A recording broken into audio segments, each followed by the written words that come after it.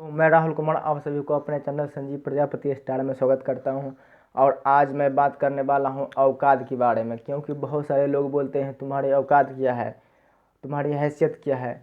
और वैसे तो बहुत सारे लोग बोलते हैं, लेकिन हमें कोई फ़र्क नहीं पड़ता है भाई, क्योंकि ना ही हम किसी को बराबरी कर सकते हैं, ना ही हमें कोई बराबरी कर सकता है। तो इस तरह से बातचीत करते हैं। और सबसे पहले वीडियो में आगे बढ़ने से पहले मैं एक बार और बता दूं कि भाई ये चैनल को सब्सक्राइब कर लीजिएगा, बेल आइकन को ज़रूर दबा दीजिएगा और लाइक ज़रूर कर दीजिएगा। तो चलिए आगे बढ़ते हैं। एक बार की बात है कि भगवान बुद्ध किसी नगर से जा रहे थे। वहाँ पास में एक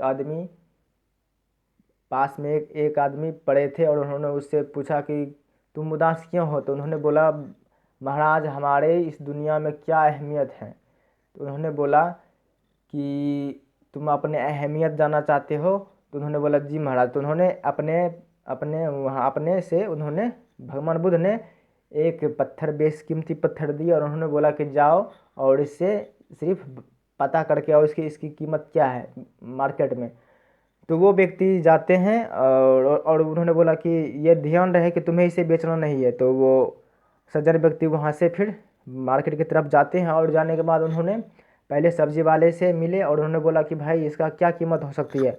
सब्जी वाले ने बोला कि भाई मैं इसे इसका कीमत 1 बोरी आलू दे सकता हूँ। और फिर वो आगे बढ़ जाते हैं। आगे बढ़ने के बाद फिर फल वाले के पास जाते हैं। फल वाले ने बोला भाई जैसे देखे ये पत्थर देखते उन्होंने समझ गया कि ये बेशकीमती पत्थर है। और बहाना बनाते हुए उन्होंने बोला कि भाई मैं इसका सिर्फ 10 फल दे सकता हूँ। फिर वहाँ से और आगे बढ़ जाते हैं और आगे बढ़ने के बाद उन्होंने एक जोहड़ी के पास जाते हैं। और जोहड़ी के पास जाने के बाद उन्होंने बोला कि ये इसका क्या कीमत हो सकती है। जोहड़ी देखते ही पत्थर को पहचान गया और उन्होंने सोचा कि ये बेशकीमती पत्थर है।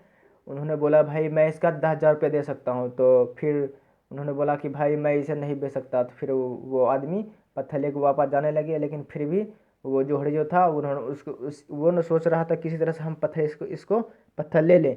और वो फिर वो दुकान से बाहर निकलते उन्होंने बोला भाई मैं ये पत्थर को 50,000 रुपये दे सकता हूँ। तो उन्होंने बोला कि मैं इसे बेच नहीं सकता भाई। तो फिर वो आदमी किसी तरह से जान छुड़ा कर जोहड़ी से जाने लगे। तो उन्होंने बोला, फिर जाते जाते उन्होंने बोला मैं इस जो तुम कहोगे मैं ये कीमत देने के लिए तैयार हूँ, लेकिन ये पत्थर हमें दे दो।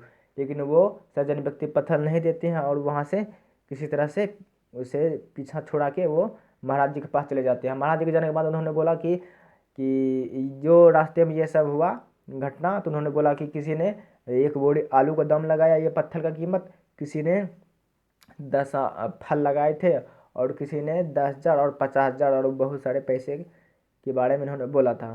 तो उन्होंने बोला कि जैसे पत्थर के बारे में ये बहुत सारे लोग अलग अलग तरह से इसका अनुमान और अंदाज़ा लगाए, उसी तरह से हम लोग भी हैं। क्योंकि जो हमें पहचान जाए कि ये इसका कीमत क्या है, तो वो उसी हिसाब से आंकड़े से मतलब उसका अनुमान लगा लेते हैं। लेकिन हम लोग को कोई अनुमान नहीं लगा सकता है, ना ही आपको अनुमान लगा सकता है। सभी लोग इंसान बहुत बेशकीमती हैं।